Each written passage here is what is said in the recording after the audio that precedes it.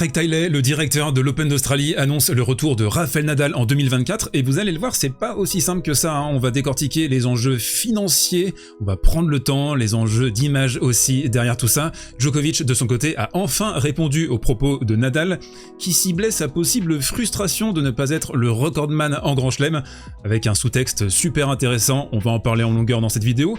La défaite également d'Alcaraz face à Baby Federer, Grigor Dimitrov qui m'a régalé, bref, du très lourd aujourd'hui, et qui dit très lourd dit nouveau partenaire sur la chaîne. Je vous fais la présentation et on se retrouve juste après. Mon très cher Goth, cette vidéo est sponsorisée par CyberGhost VPN. Mais alors, c'est quoi un VPN? C'est un logiciel super utile qui te promet une navigation blindée sur internet. En gros, CyberGhost VPN te protège du piratage et empêche quiconque de suivre ton activité en ligne en cryptant efficacement tes données. En plus de ça, grâce à CyberGhost VPN, tu peux accéder à du contenu géobloqué, c'est-à-dire que tu peux regarder Wimbledon sur la BBC gratuitement depuis la France sur un serveur anglais. Je te dis ça, petit tuyau, garde-le pour toi. Avec CyberGhost VPN, tu peux également débloquer le contenu de 40 plateformes de streaming différentes et regarder par exemple des films et des séries Netflix disponibles uniquement aux États-Unis, au Royaume-Uni et même au Japon. Tu peux aussi t'offrir par exemple YouTube Premium pour 1,50€ par mois en te connectant à une IP argentine, ce qui enlève toutes les pubs de YouTube et te donne un accès illimité à YouTube Music. Ils ont en plus une politique très stricte, pas de collecte ni de partage de tes données.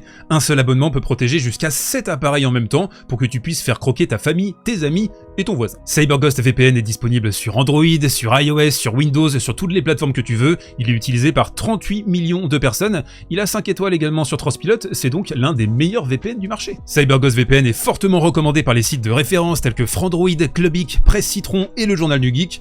Tu as en plus une garantie de remboursement de 45 jours et un support client 24 h sur 24, 7 jours sur 7 en français, c'est la régalade. Dans le commentaire épinglé ci-dessous et dans la description, CyberGhost VPN te propose leur meilleure offre, seulement 2,03€ par mois, plus 4 mois offerts, ce qui représente 83% de réduction.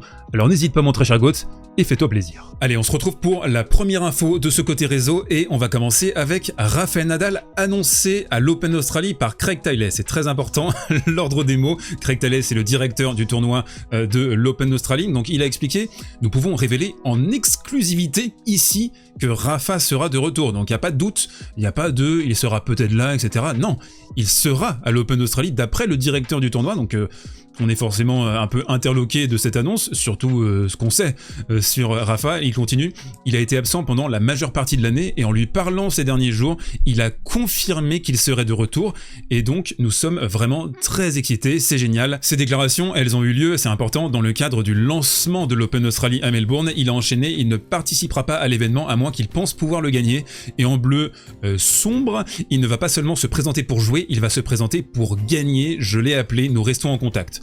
Bon là, forcément, on est interloqué. La réaction du clan Nadal n'a pas tardé à surgir et elle est de la bouche de Benito Pérez Barbadillo. Je vais vous expliquer ce qu'il a dit en détail d'ici quelques instants, mais d'abord, on le rappelle, Craig Tiley, il avait annoncé en octobre 2017, nous rappelle cet article de l'Eurosport, la présence de Serena Williams pour l'édition 2018, mais l'américaine n'avait pas réussi à revenir à temps. Pareil pour Roger Federer en 2021. Donc ça, c'est typique de Craig Tiley. On le voit ici, par exemple, Serena, c'était donc en 2017, vous avez le détail et les captures d'écran ici présentes. On avait Roger ici également. La même en 2019 avec Andy Murray, regardez, un article encore, Craig Tiley, oui, on aura Andy Murray, forcément, il sera là hein, pour 2020, vous inquiétez pas, et puis en 2020, bah, finalement, c'était pas d'Andy Murray présenté à l'Open d'Australie, donc il est particulièrement coutumier du fait. Le clan Nadal a répondu à Reuters, ils ont expliqué, nous avons vu les rapports et les commentaires, mais pour l'instant, nous ne sommes pas en mesure de confirmer, donc petite douche froide hein, pour Craig Tiley, mais il est habitué, vous vous souvenez, hein, Craig Tiley, il avait été particulièrement impliqué dans le feuilleton Novak Djokovic à l'Open d'Australie, détenu puis expulsé. C'était en partie à cause de Craig Tiley qui avait essayé de concilier deux parties qui étaient inconciliables malheureusement à cette époque.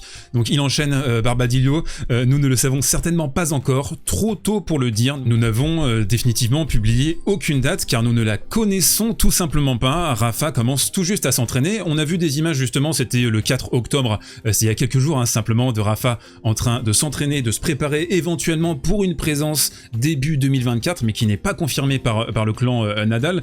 Puis bah, ce sont des images qui nous rappellent ce qu'on a vu déjà ces derniers mois, c'est-à-dire un Rafa qui a toujours sa qualité de frappe extraordinaire, vous le voyez ici, mais au niveau du jeu de jambes, au niveau des courses latérales, au niveau du dynamisme des petits pas, Bon, on est quand même sur un rythme plutôt piano pour Rafa. Et l'idée, vous vous dites, mais pourquoi Craig Tiley, directeur du tournoi, se permet d'annoncer des joueurs qui seront pas là finalement?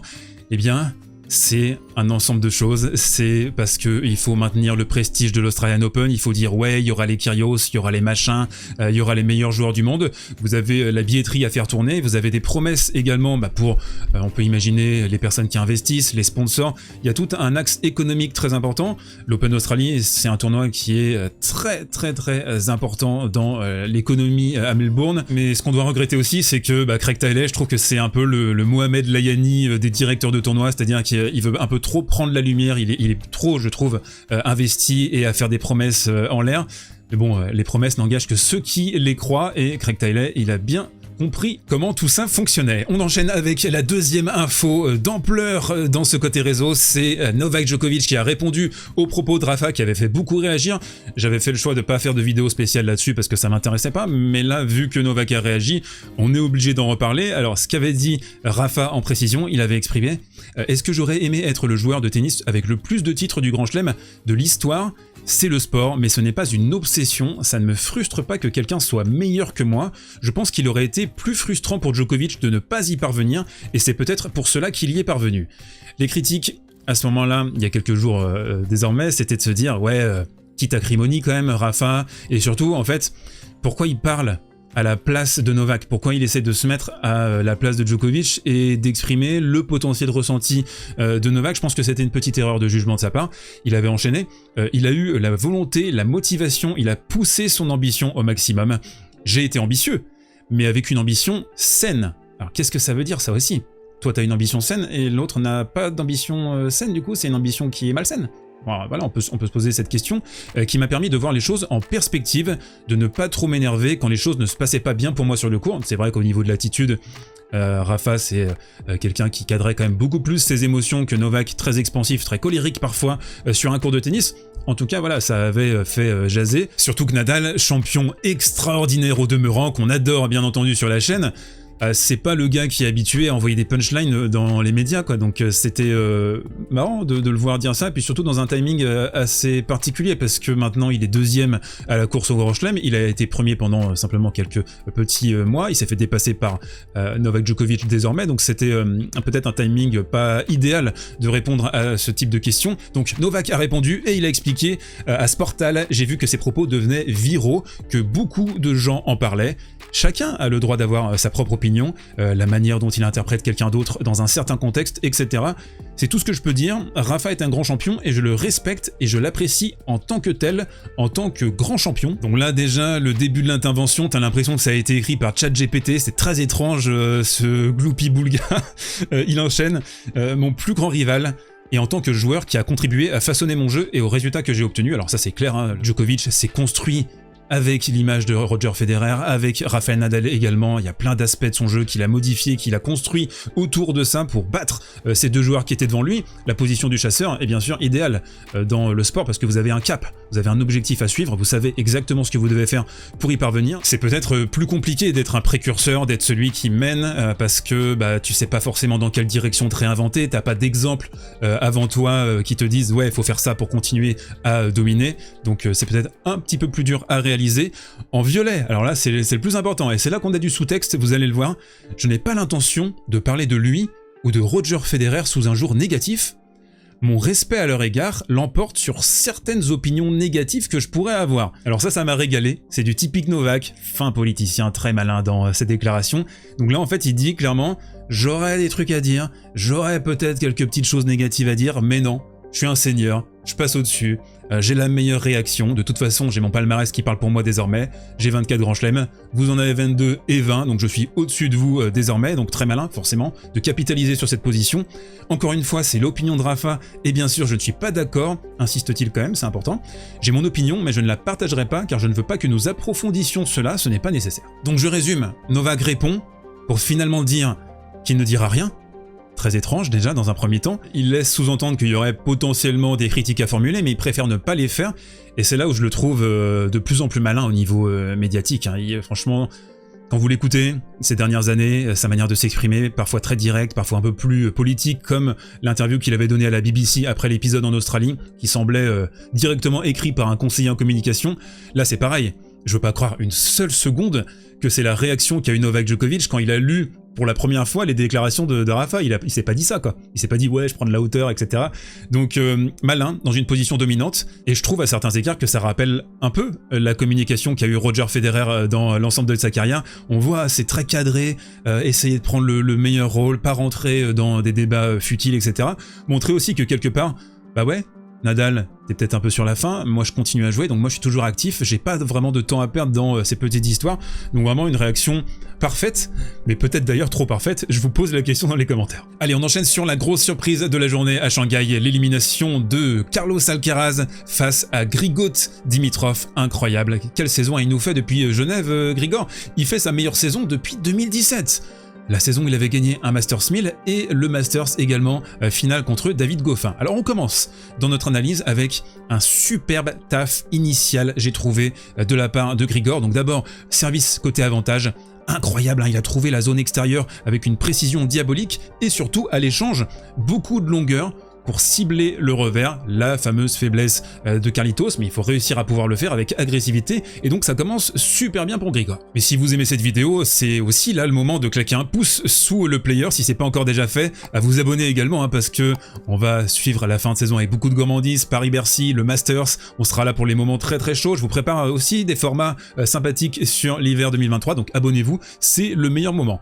Deuxième palette est la réaction de Carlitos qui va déployer son arsenal avec une grosse défense, une anticipation sur les services extérieurs côté avantage, et regardez ici une première volée déliciosa pour rester dans l'échange, et puis on va déployer ses ailes avec cette belle volée amortie, la courte croisée, et du pur Djokovic dans ce jeu du débreak à 5-4, zéro faute directe, mais on pose pas les barbelés. On a vraiment un superbe mélange entre agression contrôlée, défense, ici contre-pied, grosse course latérale de la part de Carlitos, il va réussir à trouver cette zone majestueuse, et vous le voyez, pour Dimitrov, c'est un enfer de repartir sur cette position, on a un contre-pied qui est parfait, et là Alcaraz, à partir de 5-4 jusqu'à la fin du set, il va proposer un niveau exceptionnel. Et au niveau tactique, Alcaraz il va proposer un jeu très précis à ce moment-là. Ici par exemple, on a une double faute juste avant de la part de Dimitrov, deuxième balle, et qu'est-ce que tu fais? Tu maintiens la pression psychologique sur ton adversaire, donc on se lance ici, retour volé